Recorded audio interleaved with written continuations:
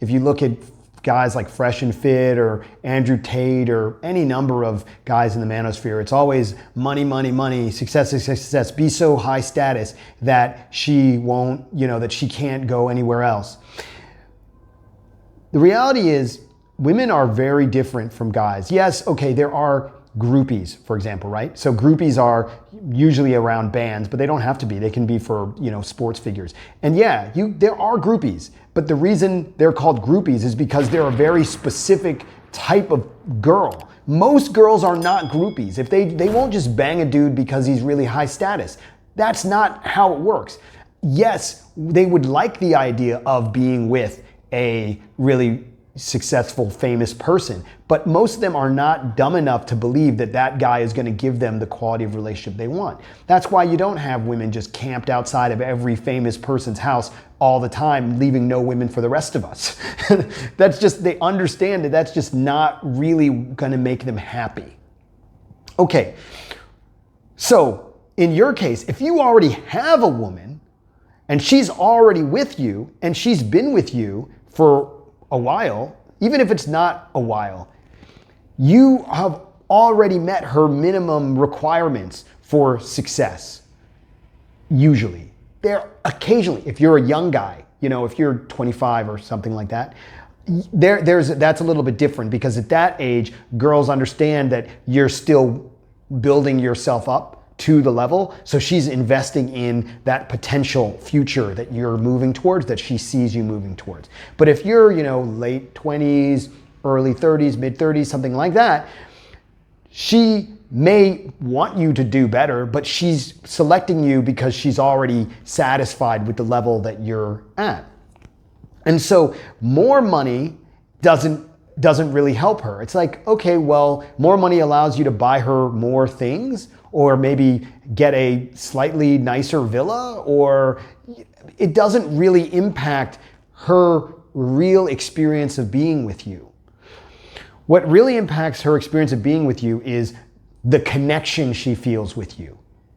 And you can't build a stronger connection at the office in front of your computer. You build a stronger connection by paying attention to her, by spending time with her, by getting to know her. And actually, there's a really great book. I don't agree with everything in there, especially like the infidelity chapter, but there's a really great book called 8 Dates by Gottman, Gottman. And that book is about how to have deep conversations with women. Now, I don't think that the way he does it is really, it's not the ideal way in my opinion, but it's very structured. And so if you are a total idiot about this stuff, you can just follow what's in the book. The way that I think you should do it is through something we call hero stories. Now, you may be familiar with what a hero story is, because there's been more and more discussion about it in the general society and media, because it's kind of the basis for how to construct, how most movies are constructed and most stories are constructed and things like that.